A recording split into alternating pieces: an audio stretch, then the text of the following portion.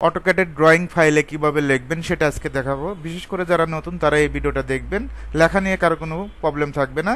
DLI লেখে enter, dimension shortcut DLI লেখে enter.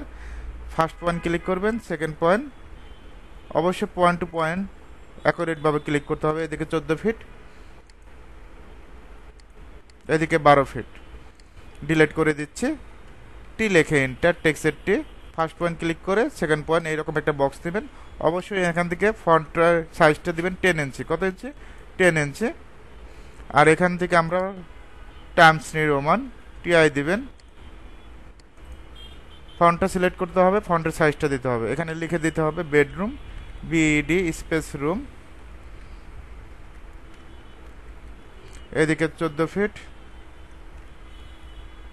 00 ইঞ্চি, এদিকে 12 ফিট 00 ইঞ্চি। কন্ট্রোল এতে সিলেক্ট, এখান থেকে সেন্টার। জাস্ট একটা ক্লিক করব। এখন আমরা মুভ করে দেব। এম লেখে এন্টার, কি লেখে এন্টার, এম লেখে এন্টার, জাস্ট ক্লিক।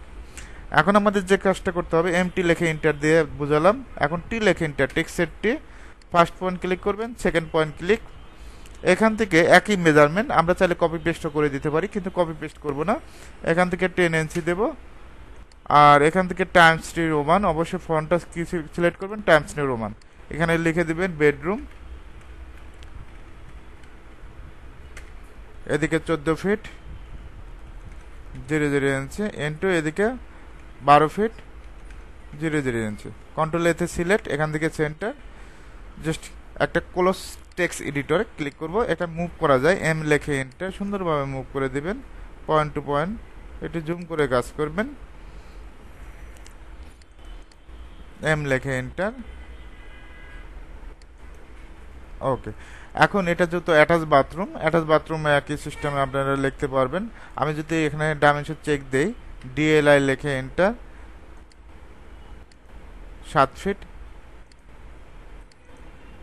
এমটি লেখে এন্টার, মাল্টি লাইন টেক্সট। এই পয়েন্ট থেকে এই পয়েন্ট, অবশ্যই এখানে সাইজটা 6 ইঞ্চি। কত ইঞ্চি? 6।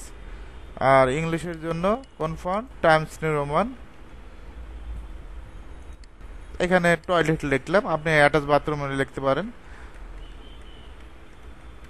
এদিকে 7 ফিট 00 ইঞ্চি, এদিকে 4 ফিট 00 ইঞ্চি। কন্ট্রোল এতে সিলেক্ট, এখান থেকে সেন্টার।